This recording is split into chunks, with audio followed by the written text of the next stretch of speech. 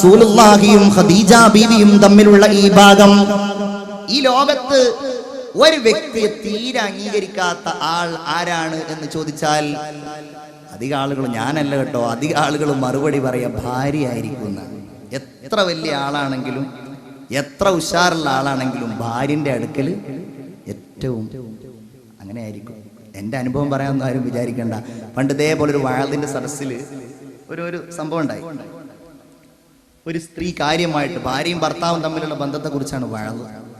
അപ്പൊ അത് കഴിയുന്നതിന്റെ മുമ്പായിട്ട് ഒരു ലിസ്റ്റ് വന്നു. അവിടെ ഉസ്താദ് കാര്യമായിട്ടൊന്ന് ദ്വാരക്കണം, ഭർത്താവിന്റെ കൂടെ സ്വർഗത്തിൽ ഒരുമിച്ച് കൂടുക എന്നുള്ളതാണ് എൻ്റെ ലക്ഷ്യം. 250 രൂപ സംഭാവന. ഉസ്താദ് കാര്യമായിട്ടൊന്ന് ദ്വാ ചെയ്തു, അള്ളാഹു രണ്ടുപേരെ ഇപ്പൊ തന്നെ സ്വർഗത്തിലേക്ക് എത്തിക്കണേ. ദ്വാ ചെയ്ത് എല്ലാവരും ആമീനൊക്കെ പറഞ്ഞു. എല്ലാവർക്കും ഉറപ്പായി ഇവർ രണ്ടുപേരും സ്വർഗത്തിൽ തന്നെ ആയിരിക്കും. ഒരു 10 മിനിറ്റ് കഴിഞ്ഞ് ദ്വാ അവസാനിക്കുന്നതിന്റെ മുമ്പ് 500 രൂപയുടെ വേറെ ഒരു സംഭാവന. ഉസ്താദെ നേരത്തെ ചെയ്ത ആ ദ്വാ സ്വീകരിക്കാതിരിക്കാൻ വേണ്ടി ദ്വാ ചെയ്യണം, ഞാൻ ആ പെണ്ണിന്റെ ഭർത്താവാണ്. ദുന്യാവ് തന്നെ എങ്ങനെയാണ് ജീവിച്ചു പോകുന്നതെന്ന് അറിയില്ല, ഇനി ആഖിറത്തിൽ അവിടെയെങ്കിലും ഒന്ന് രക്ഷപ്പെട്ടോട്ടെ എന്നാണത്രേ ആ സഹോദരൻ പറഞ്ഞത്. അതേപോലെ ആയിരിക്കും.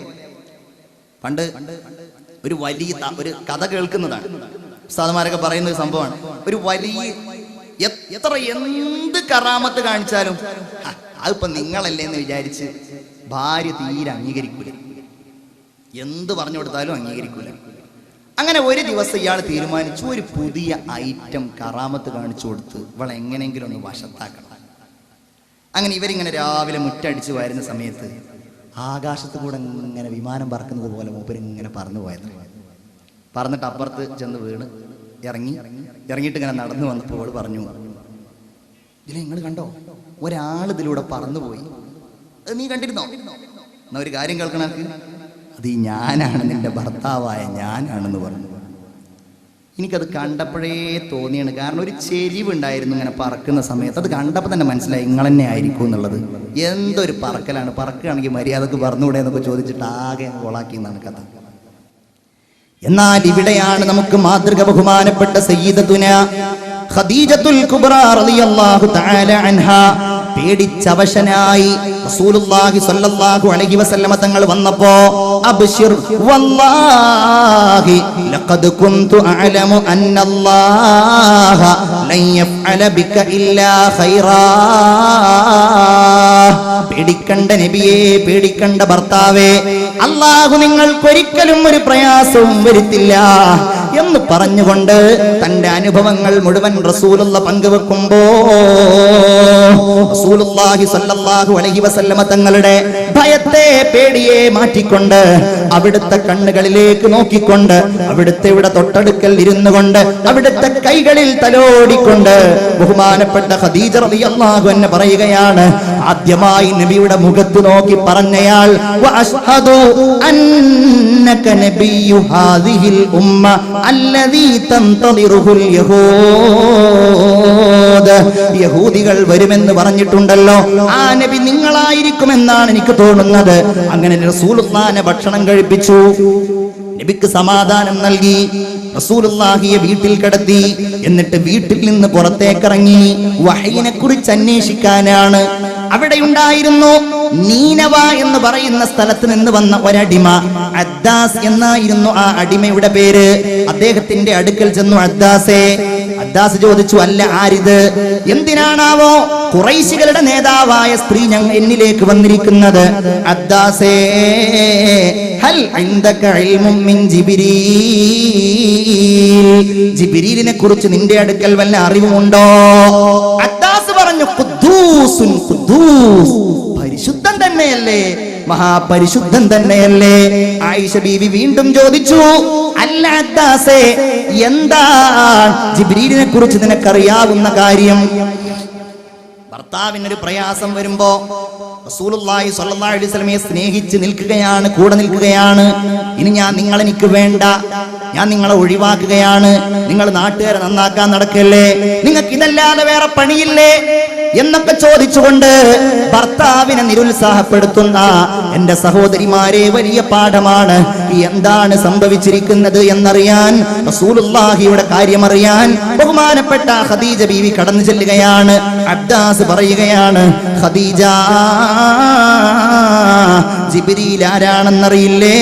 ഇന്നഹു അമീനുല്ലാഹി ബൈനഹു വ ബൈനല്ലാഹി ബൈനൻ നബിയീൻ. നബിമാർക്കും അല്ലാഹുവിന്റെയും ഇടയിലുള്ള ദൂതനാണ് ജിബ്രീൽ.